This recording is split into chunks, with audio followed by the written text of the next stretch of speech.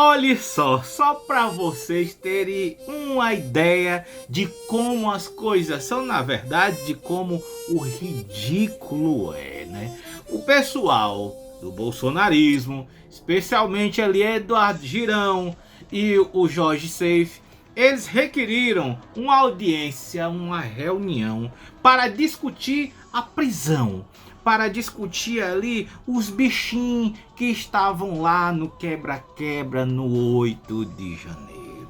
Naqueles ataques, naquele terror que foi o 8 de janeiro. E o mais legal é que desde essa época eles querem atrelar a tentativa de golpe a ser uma responsabilidade de governo Lula.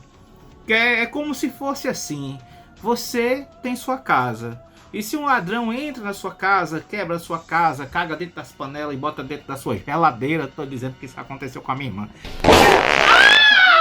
Pois é, entrar na casa dela e o ladrão, além de roubar, cagar na panela dela e botar dentro da geladeira. Gente, pelo amor. Mas enfim, voltando. Depois de acontecer tudo isso, aí chega a polícia na sua casa e você olha pro delegado, o delegado diz assim: olha, mas a culpa foi sua. A culpa foi sua que você não fez um sistema de segurança. A culpa foi sua que você sabe que existe ladrão e não protege sua casa. Então a culpa é sua. Então, atrelar o governo Lula, culpar o governo Lula, que eles fazem isso desde o começo, né? André Fernandes, essa galera, o Flávio Bolsonaro, todos eles aqui, todos eles atacam, eles querem colocar no colo aquela coisa de louco. Gente, é difícil até de imaginar uma cagada desse, um negócio desse, e colocar no colo.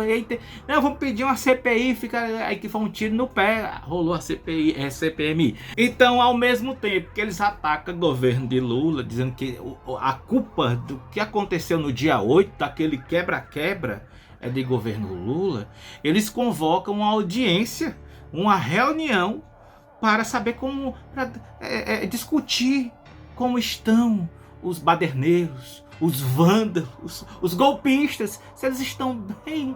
Então vocês vão ver aqui uma advogada falando do sofrimento que eles estão tendo, porque os bichinhos. Então veja só, no meio disso tudo ali teve até um senador, o Rogério Marinho, que inclusive já foi condenado aí pela Justiça de Rio Grande do Norte a perda de mandato.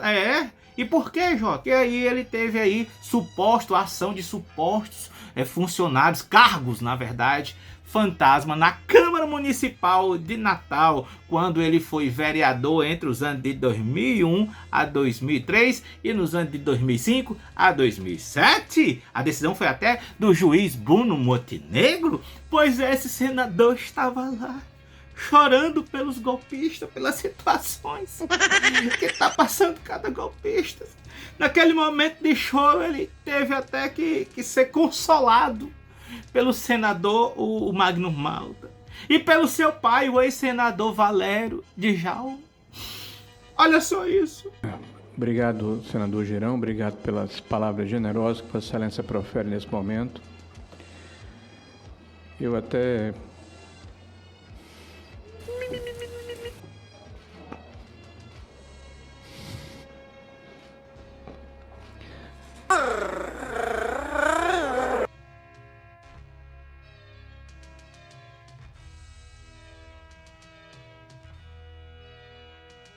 Olha só, Rogério Marinho, você me deixa emocionado.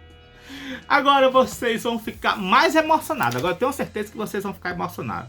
É com o que vai dizer a advogada deles, a Gabriela Ritter. Ela contou como é que tá a vida desse pessoal lá dentro. Como tá sofrida. Pessoal de Papu, pessoal de Colmeia. Olha só, diz aí, advogada. Que nós não somos números, né? Nós não somos números de uma ação penal onde está tudo generalizado, né? Nós somos pessoas, são pais e famílias. Tem o Ezequiel, que tem 5 filhos, ele é o único provedor da família, ele permanece preso. Jaqueline, que é cuidadora da mãe com câncer, está presa. Seu José, que é casado, pai de 3 filhos, trabalhava 32 anos na mesma empresa, ele foi demitido e o valor da FGTS foi bloqueado. Também uma das coisas que aconteceram foram que as contas das pessoas foram bloqueadas, os bens foram bloqueados. Tem uma família que me procurou, que foi vender a moto para poder botar comida na mesa, porque o marido era caminhoneiro e não tem como trabalhar. E a moto, o bem estava bloqueado e ela não conseguiu realizar a venda. Então, tem também o Tiago, que o filho acha que o pai morreu, ele fica lá, o pai tem uma sala com antiguidades, ele fica lá lustrando os objetos do pai, e como que vai dizer que o pai não morreu se o pai está preso e ele não tem a vacina, a esposa não tem a vacina, não sabe, não conseguiu visitar o pai, não tem como. E eu pergunto pra você, você está com empatia? Eu pergunto pra você, você está com peninha? Você está com peninha? Gente, se eu sou pai, se eu tenho um emprego, se eu cuido de uma pessoa, minha mãe depende de mim, ou um irmão depende de mim, porque é doente, tem lá uma doença.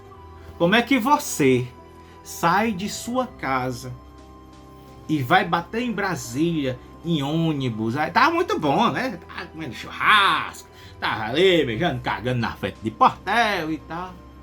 E aí você vai para fazer uma tentativa golpista, para você rasgar ali. O que você está fazendo ali, além de ser um crime, é você pegar a Constituição de 88, a nossa Constituição, uma Constituição muito sofrida, uma Constituição muito importante, um marco na vida do povo brasileiro, que é a Constituição de 88, e você simplesmente parece que ela não existe. O pior é que na cabeça dessas pessoas, elas acham que estão seguindo a Constituição. Porque gente lá de cima, porque militares, porque Bolsonaro, porque filho de Bolsonaro, porque Bia Kicis, porque Carla Zambelli e mais uns bocado aí lá de cima, que esses aí não vão presos porque esses aí só ficam só dando corda, Esses aí vão lá e ficam com trama golpista. O próprio ex-presidente, né, o próprio Bolsonaro, convocou embaixadores para vir aqui para o Brasil, gastou milhões para chegar e dizer assim: olha, vocês estão vindo aqui para eu dizer para vocês que as nossas urnas eletrônicas, elas não são confiáveis. Nosso sistema eleitoral não é confiável. Ó, o cara falando isso do próprio país. E eu tô aqui avisando para vocês, ó, que se eu perder, eu vou dar um golpe porque isso não é confiável. Mas enfim, essas pessoas foram incentivadas, essas pessoas foram guiadas, seus pensamentos, por quem está em cima. E aí elas são presas. Aí pai de 5 filhos, que os 5 filhos estão passando fome, cuidador de mãe com câncer, o que trabalhava aí 33 anos na empresa, que foi demitido, teve FGTS bloqueado, teve conta bloqueada, teve bens, a outra não pode vender a motinha, tá passando. Aí agora a gente tem... Sabe o que é que fica assim tão contraditório? Que ao mesmo tempo que eles tacam o pau, os bolsonaristas, né? Esses mesmos líderes, esses aí que estão no Senado, os bolsonaristas, esses mesmos líderes que querem passar a culpa pro governo Lula, é o mesmo que quer passar o pano para os que foram lá. Então veja a loucura, né? Nem loucura, a sem vergonhice, a safadeza que é grande. Mas olha só o que o presidente da Comissão Brasileira de Imprensa, o Armando Sobral, Hollenberg, ele fala. A fala dele, gente, eu vou deixar com vocês. Perfeita. Mas o fato é que a pregação contra o regime instituído, digamos, assegurado pela Constituição, foi evidente. Evidente. E me desculpe, estou aqui o senador Flávio Bolsonaro, mas houve um agente catalisador disso tudo. E o agente catalisador, por coincidência, foi o presidente da República.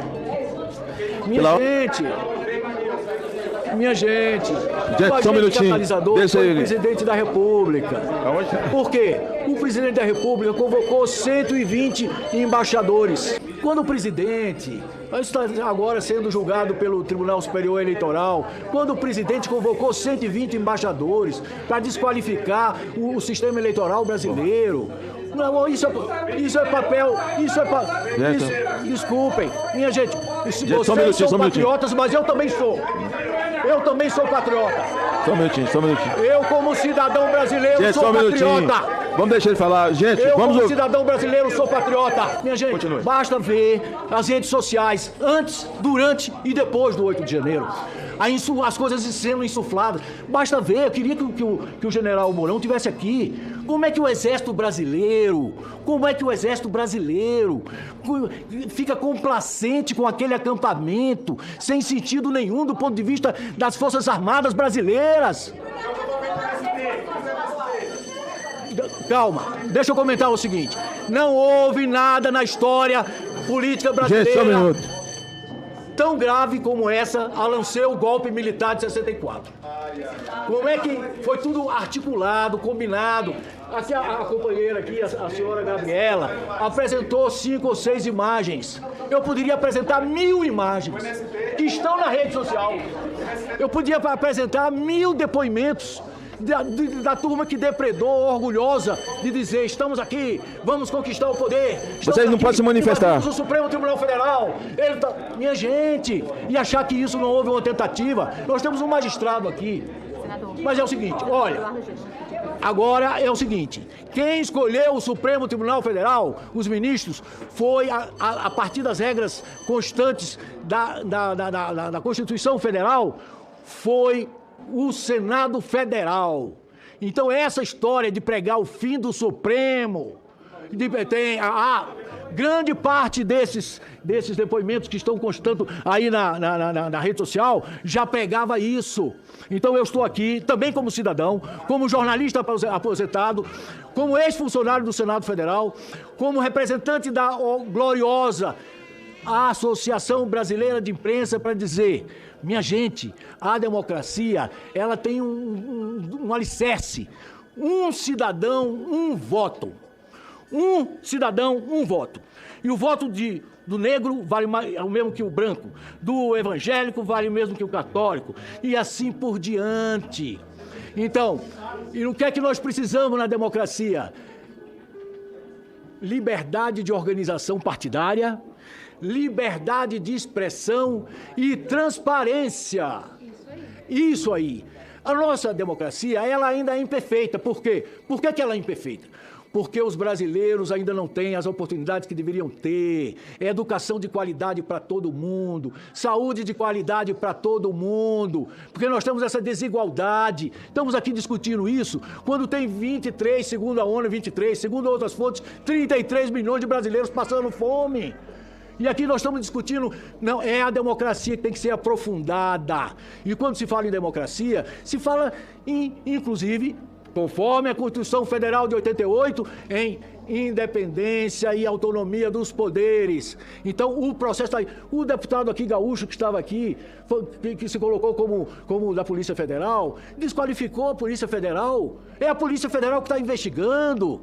É daí que os processos vão sair. Tem gente competente que está dentro da autonomia da Polícia Federal. Então, por que vai se desqualificar a priori o inquérito? Eu lamento muito. Como é que é uma mãe que tinha 2 filhos pequenos, se largou lá sei lá se foi de Porto Alegre e tal, para vir para cá e caiu nessa coisa, nessa engabelada. Acreditar que essas pessoas que marcharam, que vieram, outra coisa. Já está provado. As gravações dos celulares do Mauro Cid e as coisas que do Anderson, já está lá. Tem coronel conspirando claramente. E esse coronel que conspirou claramente, que está lá claramente. Cadê o presidente Bolsonaro? Não vai dar o golpe. Cadê? Onde é que está o golpe? Tem que dar o golpe. Tem que dar. Não é? Então é o seguinte. A história não dá para ser borrada, apagada. A história está escrita. Ela agora é uma questão de tempo para aflorar a verdade. Entende? É verdade. Agora, eu lamento muito esse sofrimento humano, as pessoas lá. Eu lamento muito esse depoimento que foi feito aqui. Lamento muito o fato que aconteceu do 8 de janeiro. Mas é o seguinte, nós temos que ter responsabilidade.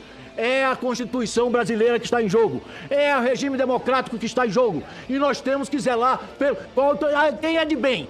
Quem é de bem? Quem é de bem tem que zelar pela democracia, pelo cumprimento da lei. Não pode sair agora pregando indireta ou diretamente o golpe. Não pode. É isso. Muito obrigado. Desculpe se desafinei ao coro dos contentes. mas acho que era minha obrigação. Eu estou representando aqui a posição majoritaríssima dos jornalistas brasileiros.